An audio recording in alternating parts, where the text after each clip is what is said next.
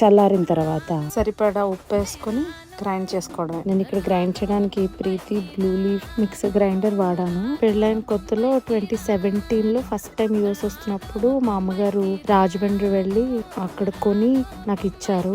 నాకు అప్పుడే తెలిసింది ఏంటంటే ఇండియాలో వాడే ఎలక్ట్రానిక్ వస్తువు మనం అమెరికాలో వాడలేము అని చెప్పి. ఇండియా కోసం తయారు చేసిన మెషిన్ ఇండియా కరెంట్ సప్లైకి అనుగుణంగా పనిచేసే మెషిన్ నే తయారు చేస్తారంట. అలాగే ఏ దేశంలో అయినా కూడా వాటికి సప్లై అయ్యే కరెంట్ ఫ్రీక్వెన్సీ బట్టి ఆ పర్టికులర్ మెషిన్ అనేది తయారు చేస్తారంట. మనం యుఎస్ లో కొన్న టీవీలు ఇండియాలో వాడలేము, ఇండియాలో తయారు చేసిన టీవీ యుఎస్ లో వాడలేము. అలాగే ఈ గ్రైండర్ కూడా. సో ఈ గ్రైండర్ కొంటున్నప్పుడు యుఎస్ తీసుకెళ్లాలి అని చెప్పారు.